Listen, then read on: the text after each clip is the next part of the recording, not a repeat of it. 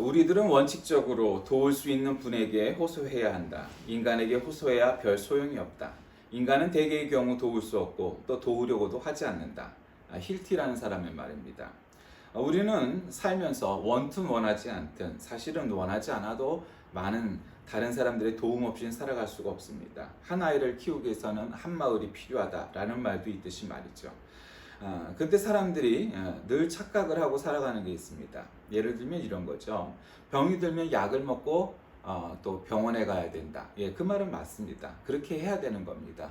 간혹가다 아주 신비주의적인 그런 아주 신앙에 아주 정상적이지 않은 방법으로 빠진 사람들은 마치 병원이나 약을 쓰지 않고 그냥 오직 기도, 그것도 기도도 그냥 솔직 담백한 그런 정상적인 의미의 기도가 아니라 그냥 뭐 때리고 후벼 파고 비벼가고 안수하고 뭐 그런 식의 기도를 해야 낫는다 라고 생각하는 아주 수준 이하의 비성경적인 방법을 동원해서 가끔 사회에 무리를 일으키기도 합니다만은 사실은 그것과 관계없이 우리 기독교에서는 특별히 예수 그리스도께서는 죽은 사람도 살리시고 태어날 때부터 장애인이었던 사람들을 갖다가 건강하게 고치시고 또 아픈 사람들 낫게 하는 것은 뭐 별로 그렇게 어렵지 않은 일로 했습니다.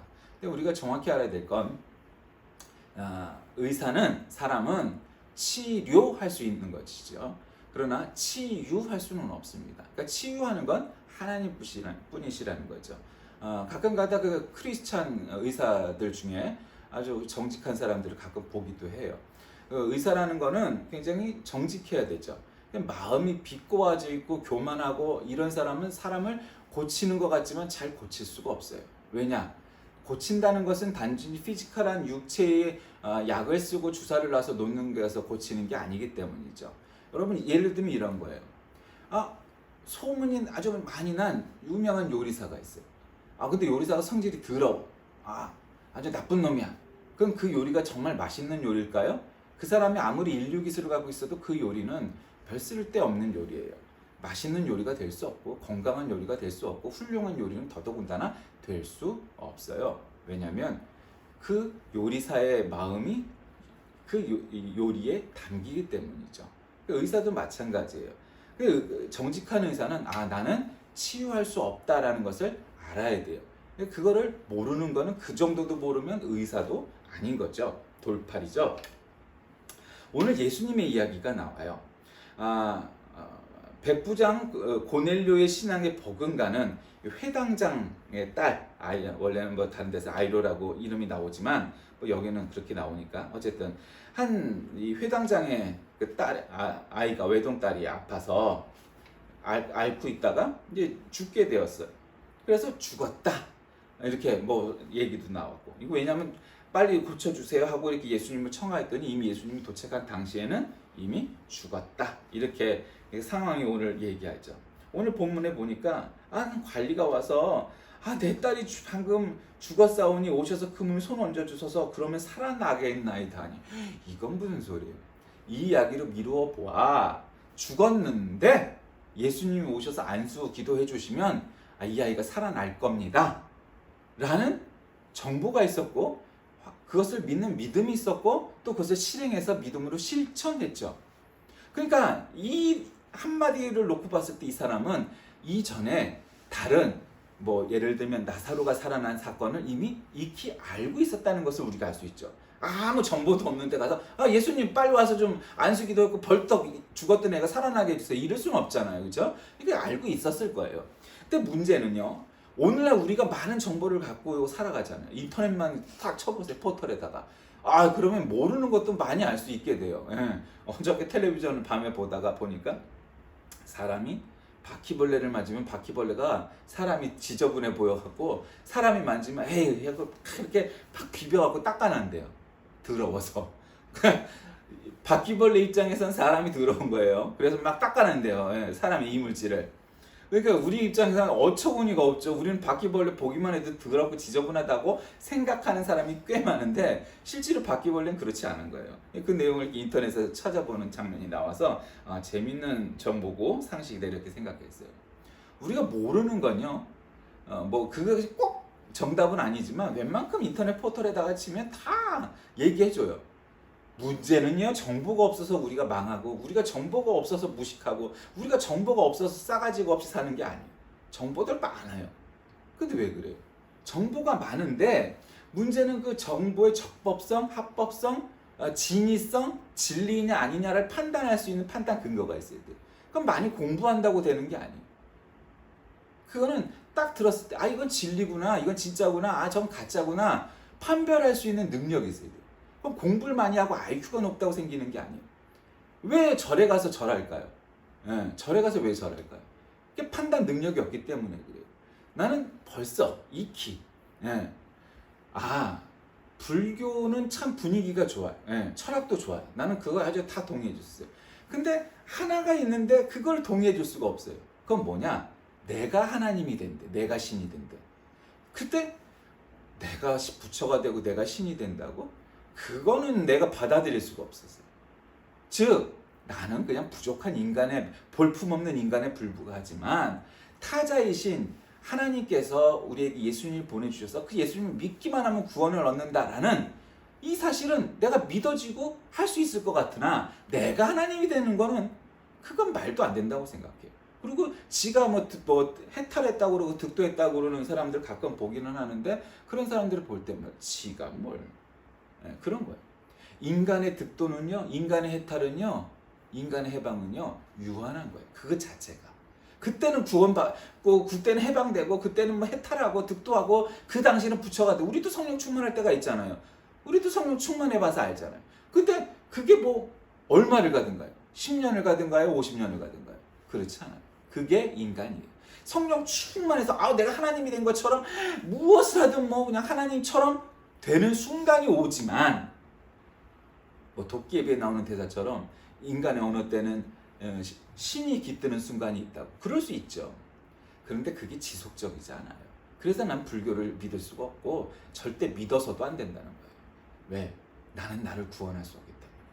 그래서 믿을 수가 없는 거예요. 그게 판단이 되잖아요. 나를 보면 알잖아요. 그래서 지가 해탈한다고 그러고 지가 뭐 한다고 그러는 사람들 보면 이해가 안 가요. 건방지고 교만한 거죠. 그리고 지 자신을 모르는 거죠. 인간은요, 죄인이에요. 인간은요, 유한한 존재예요. 잘할 수 있지만 그것을 꾸준히 할 능력이 인간에게는 없어요. 근데 오늘 이 관리는요, 그 사실을 믿은 거예요. 아, 저기 어떤 동네에 나사로라는 사람이 있었는데 예수님이 와서 안수기도 하니까, 아니, 죽은 지 며칠이 지났던 아이가 무덤에서 살아나왔대. 미라처럼 이렇게 둘둘 붕대를 막 돌려놨는데 그걸 갖다 다 풀고 나왔대. 그 사실을 알았던 거예요. 그리고 믿었던 거예요. 그리고 그 예수님, 그럼 예수님이 그 한 번 하셨으니까 두 번은 못 하실까? 그건 말도 안 되잖아. 그러니까 예수님한테 와서 좀 기도해 주소서, 몸에 손을 얹어 주소서, 그러면 살아나겠나이다, 이렇게 고백을 하는 거예요. 근데 예수님께서 일어나 따라가시면 아주 뭐 아무런, 야, 네가 뭔데 나를 오라 해, 이것도 아니고, 야, 네가 그 얘기 어디서 들었니, 이런 것도 아니고, 그냥 바로 예수님께서 벌떡, 한마디로, 이게 벌떡이란 말은 안 나오지만 그 말이 끝나자마자 예수님께서 일어나 따라가시매라고 내거죠. 그 여러분, 우리가 기도하면서 어떤 분들이 가끔 그런 얘기를 해요. 목사님, 왜 저는 20년 동안 기도한 기도의 제목이 안 들어지나 모르겠어요. 뭐 들어보면 말 같지도 않은 기도하는 것도, 기도 제목 같지도 않은 것도 많은데, 가끔은 정말 왜 그럴까 이런 생각을 하면서 분석을 해봐요. 근데 우리가 성경의 원리에 따라서, 그리고 하나님의 마음에 합하여 기도하는 것들은 기도 응답이 빨라요. 근데 되지도 않을 기도 제목을 가지고 30년 40년 해봐야 안 되는 건 안 돼요. 그건 기도할 필요가 없는 건데도 그냥 자기가 기도 제목이라니까 기도 제목인 거죠. 예수님께서는 지금 이 사람이 이놈 봐라? 아니, 갑자기 나한테 와갖고는 안수 기도해 주시면 살아날 거니까 빨리 와서 좀 안수 기도 좀 해주세요? 라고 말하는 거예요. 이 사람이 신자였고 따라다녔던 사람이 아니잖아요. 그 처음 보는 자가 와서 그렇게 얘기했는데, 예수님이 자초지종을 듣지도 묻지도 않으시고 예수께서 일어나 따라가시매. 그리고 제자들도 졸졸졸 따라갔겠죠. 그렇게 가고 있는 거예요. 그 예수님께서, 하나님께서 벌떡 일어나게, 아주 그냥 발짝 응답하시게, 그렇게 하려면 뭘 해야 되겠느냐? 우리에게 믿음이 있어야 된다는 거 알아요. 그게 가고 있었어요. 그런데 12해 동안이나 혈루증으로 앓는 여자가 예수의 뒤로 와서 혈루증이 나오죠. 이게 혈루증. 혈루증이란 성경에서 말하는 혈루증이라는 건 이를테면 성병과 같은 거예요. 그 피부병 같은 거고 성병과 같은 거예요. 그러니까 보통 성경학자, 성사학자들이나 유대의 전통에 따르면 혈루증이라는 것은 난잡한 성관계를 통하여 얻게 되는 질병이라고 이렇게 미루어 짐작들을 해요. 근데 그렇게 치부해요. 이 사람이 그냥 온전하게 건강한 부부 생활을 했고 그냥 한 남자만 알고 지냈던 사람일지라도 너는 분명히 딴 남자하고 이 부정한 관계가 있었을 거야 라고 그렇게 말하는 병이 혈루병이에요. 그게 혈루병이라고요. 그리고 보통 이 남자 저 남자 많이 상대했던 사람들이 혈루병에 걸린다라고 유대의 전통에 따르면 그렇게 생각을 했어요. 그러니 이 여자가 12해 동안이나 혈루증으로 앓았다면 이미 나이는 뭐 중년, 심지어는 노년쯤 된 거죠. 이때의 중년과 지금의 중년은 개념이 다르니까 어쨌든 전성기를 지낸 할머니가 된 그런 여자였고 12해 동안이나 혈루증으로 앓았다니 이 여자의 전직이 무엇이었는지는 짐작할 만한 사람이었던 것이죠. 근데 이 여자가 예수님의 앞도 아니에요. 뒤로 왔어요. 감히 어떻게 내가 예수님의 앞을 가로막거나 다가갈 수 있겠느냐. 그래서 예수의 뒤로 왔던 거죠. 얼마나 겸손한 태도예요. 여러분 우리가 한다고 어떤 뭐 부흥사 하나님 집게 뭐 이따위 소리를 하는 정강훈이 같은 놈이 그런 얘기를 하죠. 야 말도 안 되는 거죠. 건방진 거죠. 그런 작자는 예수의 뒤로도 못 올 놈인데 근데 얼마나 이 여자는 겸손해요. 여러분 하나님께서 우리를 판단하신 것은 학력이 아닙니다. 지능도 아닙니다. 재산도 아닙니다. 관직도 아닙니다. 명예도 아닙니다. 권력도 아닙니다. 오직 믿음과 겸손뿐임을 기억하시기 바랍니다. 겸손했던 거예요. 감히 앞으로 가지 못하고 예수의 뒤로 와서 그 그것도 겉옷도 꽉 잡은 게 아니야. 여기 옷이 있으면 그 가를 살짝 잡은 거예요. 왜? 내가 감히 어떻게 예수님의 옷자락을 덥석 잡을 수가 없었던. 이 여자는 태도 자체가 뒤로 와서 그것도 옷자락을 그냥 예전에는 이렇게 치마처럼 밑에 단이 있었을 테니까 그 밑단을 갖다가 아마 꿇어 엎드려서 밑단을 살짝 잡았던 거예요. 구겨질 정도로 뭐 그때 링클 부리가 있었던 것도 아닌데 옷을 꽉 잡은 것도 아니에요. 살짝 잡은 거예요. 감히. 이는 제 마음에 그 겉옷만마저도 구원을 받겠다 합니다. 다른 성경에 보면 내 능력이 나갔다. 누가 내 옷을 붙잡았는지 찾아내라. 이런 대목이 나오죠. 요한복음에. 근데 지금 예수님께서 그를 보시고 따라 안심하라. 내 믿음이 너를 구원하였다. 말씀하세요. 여기서 아주 심플해요. 내 능력이 유출됐으니까 누구지 한번 잡아봐라. 몰라서 그러신 것도 아닐 텐데 뭐 그런 것도 아니고 따라 안심하라. 그리고 더 놀라운 것은 이거예요. 이게 어리석은 사람들이 잘 모르는 거예요. 가끔 목회자한테도 내가 너무 아파서 그러니까 기도해 주세요. 이 병 낫게 해주세요. 물론 그거 필요해요. 그건 당연히 성경적이고 그거는 마땅한 일이에요. 뭐 옳은 일이에요. 그런데 말이에요. 그러면 얘야 네가 12해 동안이나 앓았던 혈루병이 이젠 깨끗이 나았다. 이제 다시 의사한테 볼 필요가 없다. 어차피 못 고쳤지만 갈 필요가 없다. 이렇게 말씀하시는 것이 정상적인 이 멘트였을 거 아니에요. 근데 나라 안심하라. 내 믿음이 너를 구원하였다. 지붕 뚫고 내려온 환자에게도 내 믿음이 너를 구원하였다. 들 것을 가지고 가라. 왜 예수님께서는 네 병이 깨끗이 나았다 말씀하시질 않고 이렇게 환자들을 고쳐주실 때마다 대부분 내 믿음이 너를 구원하였다 라고 말씀하세요. 왜 그럴까요? 우리의 육신의 병이 낫는 것은 중요한 일이지만 그것보다 훨씬 더 몇 배 더 중요한 것은 믿음이 우리를 구원케 하는 구원받는 일이 훨씬 더 중요한 것임을 우리에게 깨닫게 가르치기 위해서 그렇게 말씀하시는 거예요. 그런데 이거를 너무너무도 사람들이 몰라. 여러분 가끔 그런 질문을 해요. 아니 왜 아무개 목사님, 아무개 장로님, 아무개 권사님이 그렇게 믿음이 좋았는데 암으로 돌아가셨어요? 아니 믿음이 좋은 그리스도인은 암으로 죽지 않나요? 사고로 죽지 않나요? 그렇지 않아요. 그렇지 않아요. 똑같아요. 근데 문제는 뭐냐? 우리가 육신이 강건하고 병이 들지 않고 건강하다가 혹 병이 들어도 치유가 되고 하는 거 중요하죠. 중요해요. 여러분, 그것만큼 아픈 사람들은 그게 얼마나 중요한지 잘 알아요. 근데 문제는 우리 육신의 병이 낫는 것보다 훨씬 더 몇 배 더 가장 먼저 우선하여서 믿음이 구원하는 문제는 그것보다 훨씬 더 중요하다는 것을 우리가 알아야 돼. 깨달아야 돼. 믿어야 돼요. 확신을 가져야 돼. 그게 중요한 거예요. 예수님은 야, 내가 널 고쳤으니까 가. 이제 의사한테 갈 필요 없다. 내가 고쳐줬으니. 이따 쓸데없는 말씀을 하시지도 않았고, 내가 너를 낳았으니 이제 건강하게 살아라, 이런 말씀도 안 하세요. 그게 보통 사람이면 그런 멘트를 할 거 아니에요. 근데 그러지 않으셨어요. 내 믿음이 너를 구원하였다 하시니 여자가 그 즉시 구원을 받으니라. 그게 더 중요하다는 말이에요. 예수님은 죽은 사람을 살리고 아픈 사람을 낫게 하고 거기에 관심이 없다는 게 아니라 그 문제도 중요하고 많이 해주셨지만 그거는 예수님의 본질, 예수님 사역의 본질이 아니었다는 얘기예요. 그러니까 부수적인, 부차적인 일이었다는 거예요. 그럼 원초적인, 가장 중요한 예수님 사역의 핵심, 그다음 예수님 인생의 핵심, 예수님이 우리에게 이 땅에 오셔서 말씀하시고 가르치고 깨닫게 해주시고자 했던 핵심은 뭐예요? 믿음이 너를 구원하도록 해라. 그거예요. 그게 중요하다는 거예요.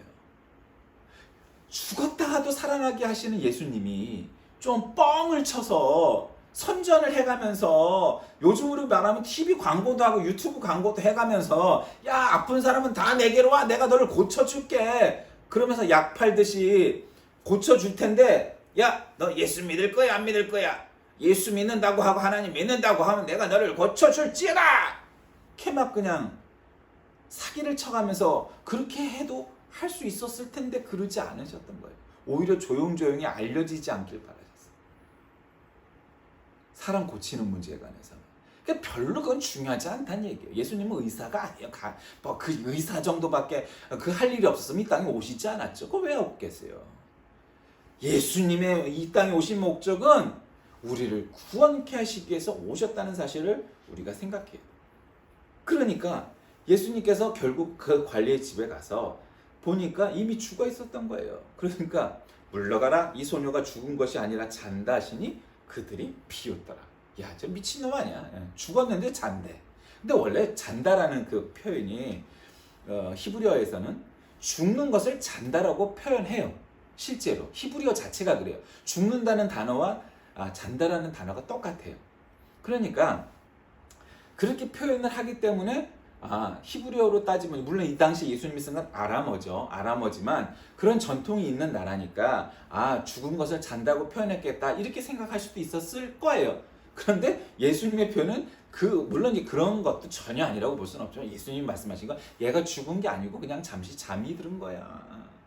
그러니 내 깨울게 말씀하시는 거죠. 그러니까 소녀의 손을 잡으심에 뭐 샬라 기도한 것도 아니고 방언으로 기도한 것도 아니고 뭐 손으로 냅다 치면서 안수 기도한 것도 아니고 그냥 손을 잡아갖고 그냥 일으키니까 죽었던 소녀가 그냥 벌떡 일어난 거예요.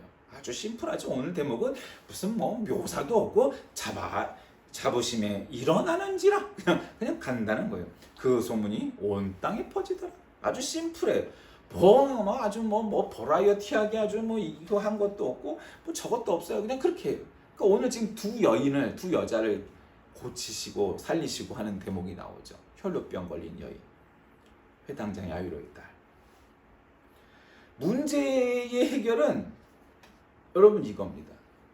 저는 오늘 이 설교의 제목을 그 겉옷만 만져도 이렇게 제목을 잡았어요. 그럼 믿음이 뭐냐 이렇게 물으시면 여러 가지로 표현 방법이 있죠. 설교란 것은 믿음이 뭐냐, 이 얘기를 늘 하는 얘기니까. 근데 오늘 이 본문과 관련해서 믿음이 뭐냐 이렇게 말씀하신다면 저는 그 겉옷만 만져도 이렇게 표현하고 싶어요. 그 겉옷만 만져도 나을 것 같은, 낫겠다는 확신이 드는, 그 겉옷만 만져도 구원받을 것 같은 구원의 확신이 드는, 그게 믿음이다 생각합니다. 여러분 정말 그 겉옷만 그냥 옷자락 그 겉에만 그냥 그 끝자락만 끝단만 살짝 잡아도 내 병이 나을 것 같다. 여러분 정말 이 여인의 믿음으로 기도하고 생활하는 게 얼마나 되셨습니까? 그런 적이 있으십니까? 쉽지 않은 일이죠. 우리는 막 그냥 막 기도를 걸걸하게 막 하면서 해야 뭐 그냥 기도 잘하는 것 같고 뭐가 될 것 같잖아요. 그런 게 아니라는 거죠. 그 겉옷만 살짝 잡아도 나을 것 같은 확신이 있으십니까? 그게 믿음이라는 거예요. 나는 성경을 많이 아니까, 나는 신앙생활이 50년이 넘었으니까, 난 직분이 목사, 장로, 권사니까 따위의 문제가 아니라 내가 성경 말씀 한 절을 알아도 그 말씀이 믿어지느냐. 그 겉옷 자락만 끝단만 살짝 잡아도 예수님 옷만 내가 붙잡으면 내 날 것 같아요. 그 사람에게 낫게 돼 있어요. 그걸 뭐 과학적으로 어쩌고 저쩌고 뭐 분석하라고 분석하든지 말든지 관계없이 그게 믿음이에요.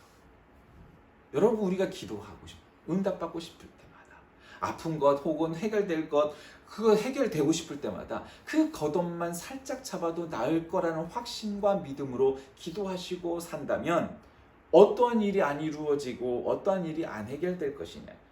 우리에게 없는 것은 바로 그 겨자씨만한 믿음, 그 겉옷만 살짝 잡아도 해결되리라는 믿음이 없기 때문이죠. 그리고 오늘 말씀의 교훈이 우리에게 주는 것은 무엇일까요? 그것은 인생의 문제의 해결은 예수님에게서 찾아야 한다는 믿음을 우리가 먼저 배워야 합니다. 이 모든 문제의 해결책이 예수님이에요. 네, 다. 병이 나서 아파도, 사업에 문제가 있어도, 뭔가 내 인생에 잘 안 풀리고 어려움이 있고 뭐 할 때마다 그 실마리는, 그 열쇠는 예수님에게 있는 줄 믿으시길 바랍니다. 그게 없는 자가 믿음이 없는 거예요. 그게 예수님하고 해결해야 될 문제라는 거죠. 그게 중요한 거예요. 그럼 또 이 말씀이 주는 교훈이 두 번째 뭘까요? 인간의 생명을 귀히 여기는 믿음이 있어야 합니다. 가끔가다 그런 사람들 봐요. 뭐 요즘도 광화문에 나가서 알바하는 저 태극기 부대 할아버지 할머니들이 있죠. 그러니까 그 사람들에게서 찾을 수 없는 게 뭐예요? 생명을 귀히 여기지 않죠. 저는 뭐 예전에 나는 보수다 이런 제목으로 설교도 나눴지만 나는 보수고 나는 그러니까 보수주의 자유주의 여기서 말하는 자유주의란 건 신학의 자유주의가 아니라 정치적 자유주의 그러니까 보수적이라는 거죠. 근데 그것의 핵심이 뭔지 아세요? 한 개인을 소중히 여기는 것이고 인간의 생명을 귀히 여기는 것이 보수주의고 자유주의여야 돼요. 한 사람 한 사람이 다 중요한 거예요. 그러니까 저는 국가가 개인의 권리와 인권을 침해할 수 없다고 나는 생각하는 거예요.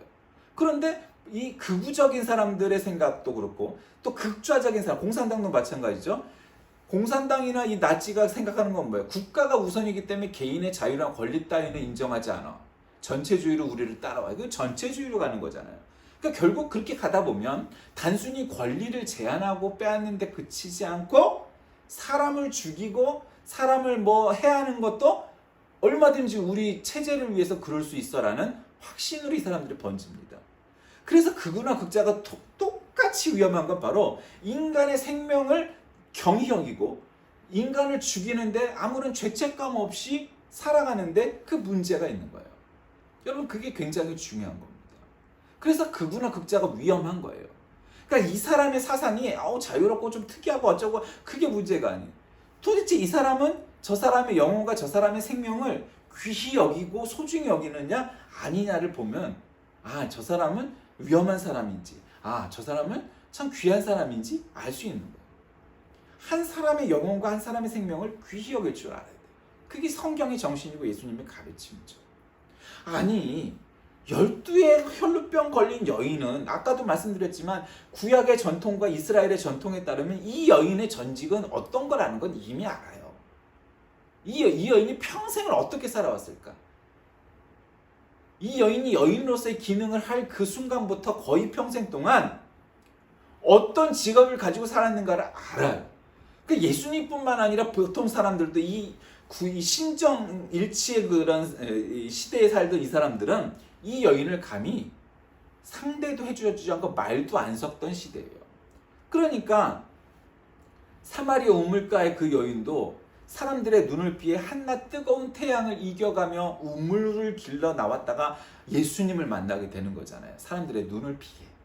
그러니 이 여인도 아니 다른 사람도 나를 그렇게 멸시하고 나를 상대해주지 않는데 요즘 아주 훌륭한 선생님 떠오르는 대세 스타 예수님이란 분이 감히 나를 상대해주겠느냐? 그러니 감히 앞도 못 가고 그 뒤로 가갖고 옷자락을 갖다 살짝 잡으면서 했더니 혈루병이 나았던 거예요. 혈루병이 나았을 뿐만 아니라 그가 구원을 받은 거래요. 그 예수님께서 회당장의 딸과 이 혈루병 걸린 여인을 갖다가 고쳐주시고 살아나게 하신 까닭은 뭐예요? 인간의 목숨과 인간의 영혼을 귀히 여기는 그런 믿음이 있으셨던 거예요. 그러니까 우리는 어떤 사상이다, 뭐 어떤 역사다, 어떤 주의다, 어떤 종교다, 그걸 떠나서 도대체 그가 혹은 그 그룹이 사람의 생명과 영혼을 귀히 여기느냐 안 보면 알잖아요. 왜 신천지가 이게 사기꾼들이에요? 다 돈 걷어다가 지는 땅 사놓고 뭐 해놓고 다 자기 배 불리고 있잖아요. 왜 김정은이가 나쁜 놈이에요? 사람들의 피 빨아먹어갖고 그걸 갖다가 저하면서 지금도 사기를 치고 큰소리 뻥뻥 치고 한 방이면 갈 놈들이 그러고 있는 거단 말이죠. 왜 중국이 나쁜 놈들이에요? 다 그것도 국가에서 조정을 하잖아요. 개인의 자유가 있는 나라가 아니잖아요. 홍콩의 인권도 참 누르려고 하고 있잖아요. 나쁜 놈들인 거죠. 단지 그거예요. 주의나 사상이 문제가 아니고 좌냐 우냐가 문제가 아니고 인간의 생명과 영혼을 귀히 여기지 않고 경히 여기는 사람들이기 때문에 문제가 있는 거예요. 그런데요, 어떻게 하면 우리가 진정한 그 겉옷을 붙잡을 수 있는 사람이 될까요? 그러니까 겸허히 예수님을 대해야 합니다. 예수님을 만나야 돼요. 예수님을 경배하는 겸손한 믿음이 있었기 때문이에요. 예수님은 돈으로 부르고 뭘로 권력으로 부르고 그런다고 오시고 말고 할 뿐이 아니라는 거예요. 그냥 오직 우리들의 믿음뿐이에요. 그것만이 예수님을 부르고 예수님을 맞이할 수 있는 오직 유일한 통로가 믿음입니다. 왜냐? 근원적으로 인간의 생명이 오직 예수께 달려있기 때문에 우리가 그걸 알잖아요. 그랬더니 죽었던 회당장의 딸이 살아나고 12에 혈루병 걸었던 여인이 병이 고쳐지고, 문제는요, 성경은 그들의 병을 낫게 하였다, 그 죽었던 사람이 살아났다라는 걸 막 뻥튀기 튀기듯이 막 했고, 그런 거를 굉장히 성경에서 아주 경히 여겨요. 그 성경에서 중요하게 여기는 건 믿음의 문제예요. 영혼의 문제예요. 죽었던 사람이 살아났으면 막 그걸 몇 페이지를 걸쳐서 막 이렇게 해가면서 해야 될 것 같은데 그러지 않아요. 왜요? 그건 별로 중요한 문제가 아니라는 거죠. 그럼 진짜 중요한 문제는 구원의 문제라는 거예요. 구원받았느냐예요. 구원받았느냐. 그럼요. 30년 전에 받았는데. 그럼요. 50년 전에 받았는데. 그래요. 그러셨겠지요. 근데 그 믿음이 지금도 그대로이신가요? 믿음은 30년, 50년 전, 10년 전, 지난주 이거하고는 아무 관계가 없는 거예요. 믿음은 바로 지금 여기에서, 지금 이 순간 여러분은 죽으면 구원받을 확신이 있습니까? 그것이 믿음이에요. Here and now예요. 지금 여기에서 내가 확신을 가져야 되는 거지, 그랬었던 것 같은데 지난주에? 라고 생각하는 거는 믿음이 아닌 거예요. 그래서 믿음은 쉬우면서, 그래서 믿음은 어려운 거예요. 내가 방언을 12가지를 했었고 예언의 은사가 있었고 뭐가 있었고 그런데 지금 여기에서 이 순간 내가 죽으면 천국 갈 확신이 있습니까? 구원받을 믿음이 있습니까? 그때 있습니다 라는 확신이 있어야 되죠. 예수님께서는 당시의 서기관들에 의한 율법적 해석을 거부하고 새로운 해석을 하시죠. 예수 그리스도의 인격과 사역에 함께 새로운 시대가 옵니다. 세술은 세부대에 담아야 하는 거죠. 종교개혁 시대에도 루터와 칼빈은 그랬습니다. 중세의 신앙과 성경관들을 거부하고 오직 성경만 해야지, 성경 밖에 없는, 성경 안에 없는 것들을 갖다 자꾸 들이미는 카톨릭, 지금도 그렇죠. 너희는 너무 미신적인, 이단적인, 사이비적인 요소가 너무 많다. 성경만 믿어라. 그것이 예수님이 우리에게 주신 교훈이다 라고 말하는 거죠. 12살 된 외동딸의 죽음을 놓고 죽음 때문에 예수님께서 달려오시죠. 여러분, 이런 분이 예수님 묻지도 따지지도 않으시고 우리가 어려운 순간, 내가 죽을 것 같은 순간에 달려오실 유일한 분입니다. 죄와 사망의 올무를 물리치시는 권세를 가지신 예수 그리스도께서 우리를 구원하실 참 하나님이요 우리의 구세주이십니다. 그분은 죄로 인해서 고통 가운데 있는 우리를 구원해 주시고 우리를 영육 모두를 낫게 치유하시고 구원해 주실 분입니다. 우리는 그를 바로 섬기고 사랑하며 그 사랑을 따라 말씀을 삶 속에서 지키며 살아가야 하는 것입니다. 여러분, 오늘 이 여인의 믿음처럼 그 겉옷을 잡을 그러한 믿음이, 그러한 실천이 그 여러분에게 있습니까? 그렇다면 여러분은 12의 앓았던 병도 낫게 할 만한, 죽었다가 살아날 만한 일들도 우리가 겪을 믿음이 있는 것입니다. 바로 이것이 예수님께서 우리에게 보여주시는 그 겉옷만 만져도 날 것 같은 예수님의 능력이요 사랑이요 은혜입니다. 이 모든 것, 그 겉옷만 만져도 해결될 것 같은 확신이, 그 믿음이 여러분의 삶을 구원케 하고 여러분의 인생을 구원케 되는 놀라운 역사가 있기를 우리 주의 이름으로 간절히 기도하겠습니다. 살아계신 하나님, 그 겉옷만 만져도 날 것 같이 믿었던 그 여인의 믿음처럼 많은 사람들은 그를 무시하고 보잘것 없다고 여겼지만, 그러나 감히 예수님 앞에 나서지도 못하고 뒤에서 예수님의 옷자락을 붙잡는 믿음으로 병이 나았고, 참 여러 사람의 믿음에 의해서 정말 죽었던 자도 살아났던 오늘의 이 순간들처럼 우리도 그렇게 되게 하여 주옵소서. 예수님의 이름으로 간절히 기도드립니다. 아멘.